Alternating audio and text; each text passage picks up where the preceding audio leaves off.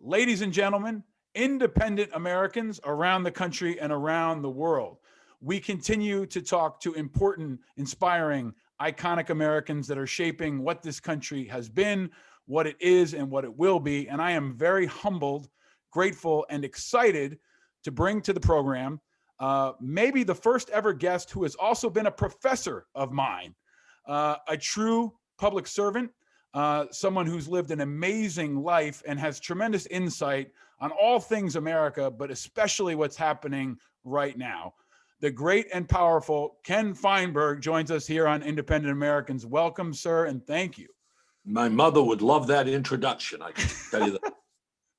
Well, I haven't seen you in person in a long time, but many decades ago, I was a student at Amherst College, and you were teaching a special class at UMass, and your son was a classmate and friend of mine, still is a friend. We played intramural basketball together and took classes together.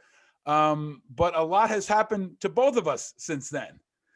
And I'm just really grateful to have you here at this moment in our country's history, this inflection point. So thank you for being here. Thank you for taking the time. Let me ask you, Ken, straight off, you've been through a lot of incredible experiences. The pandemic is new for all of us. Where are you and how are you and the people close to you? I'm fine. The people close to me are fine. I'm now isolated in my law firm here in Washington. We're all shut down, but I'm here for this defining podcast interview. The family as well. My wife and I have received our first vaccine dose. We both are scheduled for a second dose in the next 10 days. And my family is spread out. Some of them in New York City, as you know, Michael, and my granddaughters. My daughter is in Boston, but they spend a fair amount of time at our home on Martha's Vineyard, which is largely one of the safest isolated points in America, protecting them from the virus. I'm looking forward to talking through what's happening in Washington. You've been at the intersection. You've been called the master of disaster. You've had some of the hardest challenges, I think, that could be put on a leader, from all the way back to Agent Orange, where you worked with our friend Chuck Hagel, who joined us on this program, through 9/11, through the Boston bombing, now the opioid issues. But you've been through a lot, and I want to ask you, all of us are trying to figure out ways to digest this moment, but I want to get an insight into who you are. So Ken Feinberg, when you're not taking on these mammoth tasks assigned by presidents, what is your personal drink of choice? Well, you know, you're going to laugh about this, but my personal drink of choice is Diet Moxie.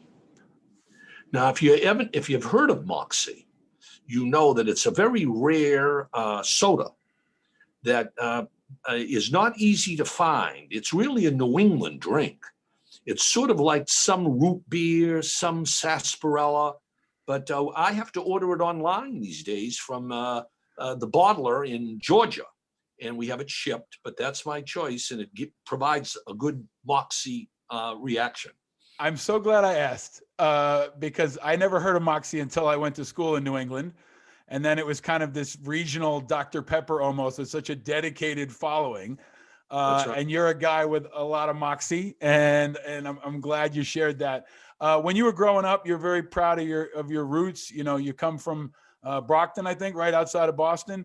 When you were growing up, Ken Feinberg, what was your first car? Well, when I was growing up as a child, my folks owned a DeSoto, which has long since been discontinued. Then we owned a Buick. The first car that I owned was when I was married, moved to Washington, and our first car was an old Ford Granada. And it was our first automobile, my wife and I, and we loved that car.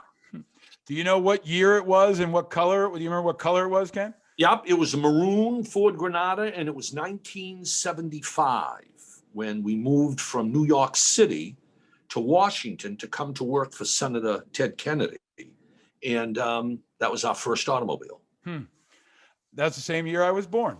And you know, soon after that, I guess you know, maybe your first defining career moment or that set you on this path was you were part of the crew that worked on the Agent Orange issue.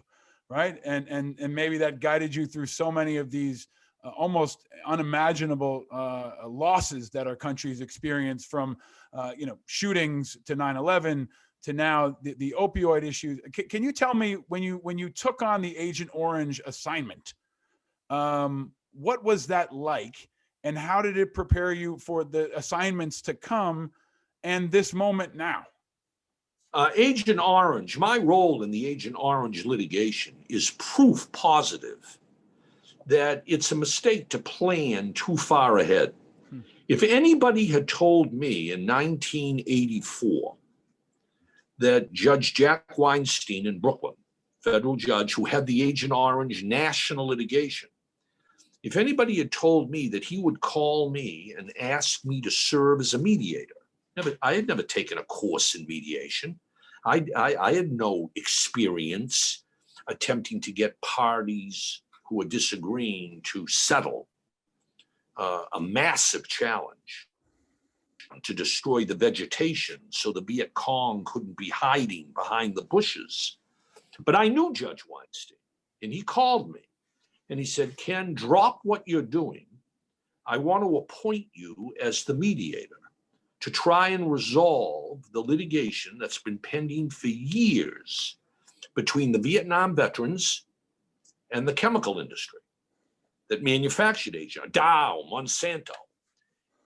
And I think you can do this. I said, Judge, I've never done it. No, you're the right man for this. I know you, and I know that you're able, and you will do this. And for 8 weeks, Judge Weinstein, myself, we knocked heads among the lawyers litigating the case. And on the eve of trial, we settled the case for $250 million, which at the time was the largest mass tort settlement in American history. And from that defining moment, my whole professional life changed, because I went from being the chief of staff to Ted Kennedy to becoming a mediator and a national claims administrator. And that was the pivotal shift in my career. And Judge Weinstein was the one who made it possible. So we just experienced the second impeachment of President Trump, the Senate vote. The president considers it an acquittal. Can you, from your unique vantage point, what do you see? And someone who's not a legal expert, the average American who's concerned about that process and maybe the process to come, what is your assessment, and what do you want us to think about as we end this really painful point and maybe continue to start more painful points, but the legal piece there has come to a close and maybe new legal pieces start? What do you see, and what do you want us to think about? First of all, the tribalism that currently inflicts our political system must change. One thing I've learned in my years, Agent Orange, the 9/11 Victim Compensation Fund, the Boston Massacre, the Boston Marathon bombings, the BP oil spill in the Gulf of Mexico, the Deepwater Horizon rig explosion. One thing I've learned more than anything else, when I'm asked to take on these challenges, they are apolitical, Paul. It's not red states, blue states, conservative, liberal, right-wing, left-wing. It is apolitical, and I benefit an essential feature of all of these programs, every one of them. They are apolitical, and there is a consensus among the American people to try and help victims. And I benefit tremendously from avoiding the type of political polarization you see.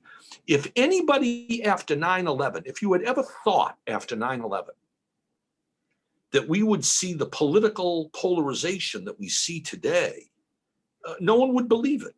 In 9/11, everyone in America, from wherever part of the country, rallied around the program and around my work.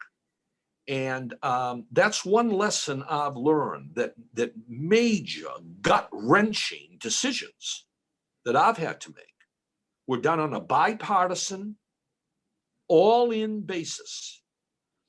The other thing I've learned from these programs Never underestimate, even in difficult political times, never underestimate the charitable impulse of the American people. It is astounding to me that within 60 days of the Boston Marathon bombings, $61 million flowed from 100,000 citizens and companies around the nation, all to help to come to the rescue, to the aid of innocent victims. So when I see what's going on now with impeachment and polarization and criticism and invective and horrible lack of leadership, it is astounding to me when I compare it to how helpful society has been in advancing these programs where I, after tragedy, offer empathy and financial certainty to innocent victims. This is part of why I wanted to talk to you now, Ken, because this show is called Independent Americans. We've got folks who really put their country first over party. It seems to be a growing part of this country, people who are rejecting the partisanship, who are rejecting both parties. They're looking for leaders with integrity. You have been asked to be that leader of integrity, to be between the fighting political sides on some of the most radioactive issues of our time. But there's still a demand for accountability, and we're going to need leaders who can drive that accountability. So as the impeachment ends, you're a guy who's an expert on this. Is there space for, let's use the officer that was killed on the Capitol, Officer Sicknick was killed during this insurrection. His family has lost him. Do they have recourse in a civil fashion? Can they sue the president at the time, Trump? Can they sue the government? How do you see that unfolding over time now that impeachment is over and there's talk of civil litigation? How do you see that unfolding, and what are the possibilities? I have mixed views about that. On the one hand, a civil litigation, going to court, is always a fundamental right of an individual who's been aggrieved, like the wife or the family of the policeman. Beware of that as some sort of resolution of closure. Be careful of that. The idea that you're going to spend the next 2 or 3 or 4 or 5 years focused on going to court and trying to prove your case and trying to go to a jury, I think the American people sometimes depend too much on the courtroom. To me, and that may be good closure or good assistance, financial or otherwise, to the family. In terms of the country, I think that I'm on to this idea of a January 6th commission, much like there was a 9/11 commission, to apolitical, to get to the answers of what happened and why. I think there is a vacuum today in our political system for true leadership, not just celebrity spots on television. And I think that right now there has to be a mid-course correction in what we look for in our political leaders, our elected officials, somebody who can bring the country, I think, through personal leadership back together from where it's been. And I think that's critically important. I couldn't agree with you more. So is there a change happening now in the country, Ken, where, there have been every one of them is unprecedented, right? Whether it's the BP disaster, the attack on the Capitol, COVID, is there a new expectation now from the country that there will be something that happens in the courts that will provide, even reparations is now a discussion that we're having in the national discussion. You're involved in the opioid epidemic, the sexual assault survivors cases within the churches. Is there now an expectation, and should there be an expectation, that this is how it can never be made right. It can never be made whole, but that the little guy or gal will have this moment where the country will have to face this in a way that maybe wasn't true in the past? The verdict's out. The verdict is out. On the one hand, if you're an optimist, our history shows us that mid-course corrections, changes from the recent past, can be accomplished with the right leadership and the right public support for a new way. That's the optimist. The pessimist in people say the system's broken. It requires institutional change, not elected change. It requires a new role for the US Senate. It requires a reinforcement at the local level from churches and from local communities. You can't do a correction from the top down. It starts from our local, rural, urban areas. We'll see over a relatively brief period of time whether or not the whole dynamic of how the country reacts to decisions and what decisions should be made. I think we are in a very uncertain period over the next, say, 2 years. We'll see if the inherent optimism of the American people is justified, or whether we are in a crisis that maybe hasn't existed since the American Civil War.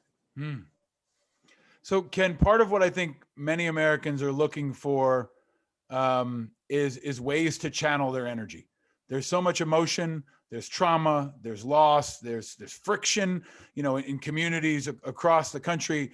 And they're looking for ways to channel that energy. You go through these incredibly emotional experiences where I got to imagine absorbing the loss and trauma of so many people, but also anger. And in our show, we've explored what it means to be angry. We said if you're not angry, you're not paying attention. But what do you do with that anger? How do you channel it? You're human, Ken. What makes you angry? Well, what makes me angry is what makes a lot of the American people angry: an affront to our system, a belief that life is unfair, which is probably true. Whoever said life is fair, I've learned to the contrary. What I have learned, I must say, in all of these programs is you must afford the victim. 9/11, BP oil spill, Boston Marathon, Virginia Tech shootings. You must afford the victim or the survivor an opportunity to be heard. You cannot dissipate that individual anger. You cannot lessen it. Even if you give people $5 million, doesn't matter.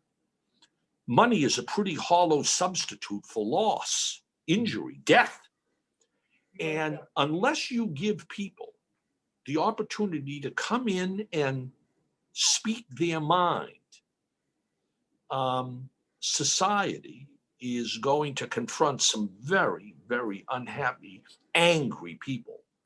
And I've learned the hard way that after tragedy, if you're going to provide some degree of financial certainty to people, like 9/11, you better build into your program the opportunity, voluntary, purely voluntary, the opportunity for any claimant to come in and see me privately and express their anger. How could this happen? How could God allow this to happen?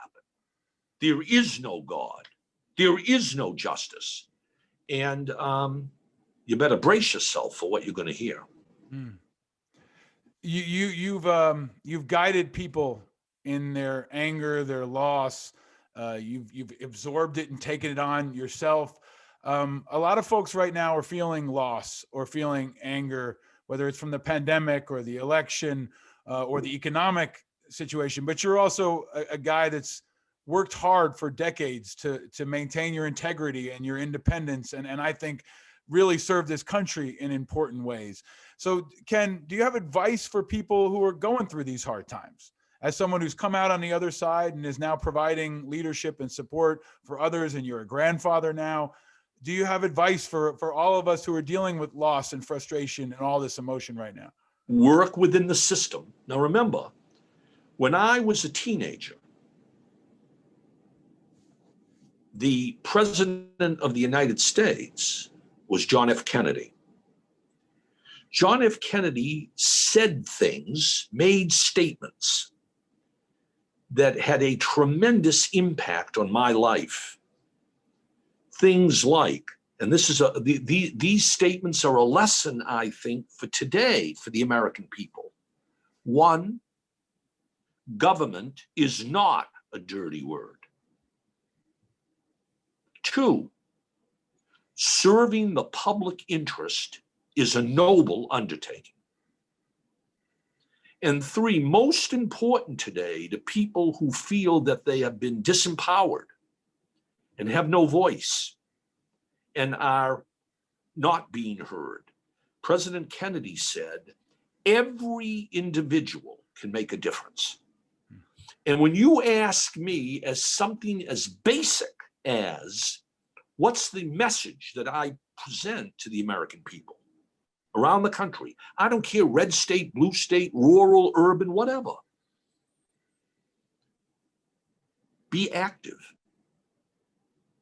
Have your voice be heard in countless ways in your own local community, not just with your elected representatives. But don't sit on the couch and lament your plight. Every individual can make a difference. I've learned that. I've seen it. And the more active you can be, the more dedicated you can be to improving the lot, not only of yourself, but for your fellow Americans. It may sound cliche, but today, all I hear is me, me, me, me. I don't hear much in the way of us together. And I think that's, absence of leadership. I think it's the frustration of so many Americans that they can't have their voice heard. And I think that people have to be a more proactive, local, national, state, county, village. Everybody can make a difference. That is, I think, unfolding in the context of a time where now maybe folks are understanding that government's not a dirty word, where we're going to need everything from our national defense to the distribution of the vaccine and the CDC. But we've got this tremendous change in leadership climate. You're a guy who has to come into an incredibly volatile situation and create a leadership climate, what we'd call in the military a command climate.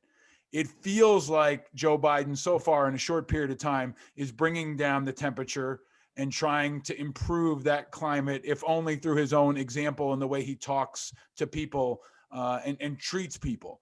What do you want to see? You've been asked by presidents directly to take on missions. What do you, as a citizen and as a leader, want to see from a new President Biden? Just what he's doing. One, competence. There is no substitute for surrounding yourself with the very type of competent people that President Biden so far seems to be, for the most part, employing. Second, an attempt to get over this tribalism. He has said he's going to try and work with all parties, with all individuals, all differing views. Now, he may not succeed in all respects, but incremental improvement, contrasting with what we've had for 4 years, I think is a major step in the right direction. So, I mean, this isn't new. I'm not offering any, prescription that, is that creative thinking? To the contrary, I think you've put your thumb on it, that he is a president with credibility. I mean, he's been in government for decades. I've known him for 40 years. And I think that the people surrounding him, his choice, for example, of Attorney General Merrick Garland, Judge Garland, a 10 strike, perfect person. to repair the Justice Department. I think that's what the American people expect in their leaders. Can I ask you why you think Merrick Garland is so perfect? Merrick Garland is a judge's judge. Even the Senate Republicans acknowledged years ago that but for the timing and the decision to delay pending the election, he would have been a perfect choice. So he's a bipartisan selection. He has tremendous experience in the department over the last many years. And I think he will be the type of attorney general that the American people will look up to. Can you maintain positivity during, dealing with widows and families that are experiencing so much loss? Loss is kind of your business, right? Like I worked in the veteran space where you kind of got used to funerals and loss and pain, but you maintain positivity and optimism. So a question we also ask of all of our guests, Ken Feinberg, what makes you happy? Well, first of all, don't be misled by my apparent objectivity and professionalism and empathy, because when 9/11 or Boston Marathon families leave my office, there are tears and sadness, and what I do can be very, very debilitating. I take solace in the fact that, one, I have a very supportive and loving family. Two, as you have pointed out, a president or an attorney general or a governor or a mayor or the Congress ask me to do this. Well, you can't say you're too busy or you're not going to do it. So and you have, as I mentioned earlier, this apolitical support. The public rallies around these programs. They're exceedingly rare, these programs that I design and administer. But when they are put in place, I'm reinforced by the knowledge that those who have asked me to do this are satisfied with the result, especially the people you're trying to help. And that goes a long way to making me, I don't know about happy, but satisfied. Well, I am satisfied to hear that, we need leaders who are tough and can handle tough times. And your story has been, you wrote a book, there was a documentary about your life, and now there's a film coming on Netflix. And you tell me Michael Keaton will be playing you. What do you want folks to know about those projects? And what do you think they can do to impact this discourse at this time? That's a great question. Now, when I wrote the book, What is Life Worth?, my memoir about the 9/11 Victim Compensation Fund in 2005, I never expected that the words and the story I presented as to what I went through with that night and what the victims went through, I never thought it could be translated to a screenplay. And I was right for about 12 years. And then I was asked if I would permit the book to be translated to the silver screen, to the movies. And with some reluctance, I agreed. Well, I was very much surprised. Michael Keaton, Stanley Tucci, Amy Ryan, they're all in the movie based on my book. And they did, I think, an incredible job with a wonderful screenplay to really convey to the American people, per your question, one message. After 9/11, America, you watch, when you go to the movies on Netflix, you watch and see how the country rallied around those victims. Watch that movie and see how there were no Republicans, there were no Democrats, no liberals, no conservatives, no red state, no tribalism. Everybody can do it. We'll rally around you. We'll help you. We'll support your efforts. And if there's one lesson that I want people to see when they watch this movie, is what a different culture it was back then. What a contrast to the criticism and the screaming and the attacks today. Instead of that type of bipartisanship, good government, because the 9/11 fund was government. And over 33 months, at Congress's direction, and with the support of the Bush administration and the President Bush, we distributed tax-free $7.1 billion to 5,300 victims and their families, the World Trade Center, the airplanes, the Pentagon. And at the end of that program, everybody, Republicans, Democrats, the American people, well done. The right thing to do, the right expression of American as one community. It worked. And what people have to see in that movie is how it worked then as opposed to today. As a 9/11 first responder, as a veteran, as an American, I am grateful for your leadership and your service, because I also, on a very different level, I don't understand your experience, but to take on the stories of others and the loss of others can be debilitating, but it's a huge personal sacrifice. Leadership, in my view, is about sacrifice. And you have sacrificed personally for our communities and for our country, and you continue to do that. And it's inspiring, and I'm grateful for it. And I want you to know that. If we were in person, I would give you gifts. I can't do that, so I'm gonna have to do it virtually. So I'm gonna send you some of our t-shirts that are hot off the presses. You can add it maybe to your Moxie, but we've got Uncle Nearest whiskey that will be coming your way. We've got some Tommy John, very comfortable pants coming your way. So when you're in your office late hours, you can be more comfortable. Now, we also used to have a question that we've changed a little bit for season 2 about Peeps, the classic Easter candy. I'm going to send you pink, blue, and yellow. And the new question that has divided America to end on, Ken Feinberg, is a very difficult one. I know you're an independent man, but you must choose one side. And this is a question that now divides all our guests. Ken Feinberg, pancakes or waffles? Which one do you choose and why? Waffles, because with waffles, crispier, but also it's not the texture of waffles versus pancakes.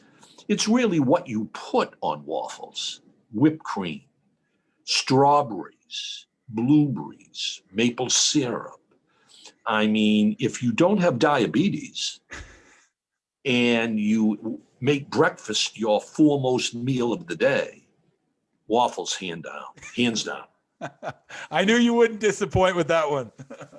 Well, we were going to continue to root for you, especially during these trying times. You are adding light to the heat. You are a conscience for our country. And I am still and always will be privileged to have been your student long ago, before so many of these tragedies happened. But you made such an impression on me then, and it's been inspiring and gratifying to watch your work. And I wish you continued success. And I still, blowing up, Michael Keaton is going to play you. I mean, that's not bad for a boy from Brockton, right? That's right. I also want to, Paul, I must say as we conclude, a tip of the hat to you as well, and to Righteous Media, because you're an example of every individual can make a difference. No one's demanding that you do this. This is something you want to give back. It's an example. I'm sure we have scores of examples. But an honor and a privilege to participate in this podcast. I want you to know that. Well, thank you, sir. And we'll be in it together going forward. Continued success and all the best to you and to Michael and the entire family. Thank you for your good work. And as we say around here, stay vigilant. Thank you very much. Good luck. Thank you, sir. Bye-bye.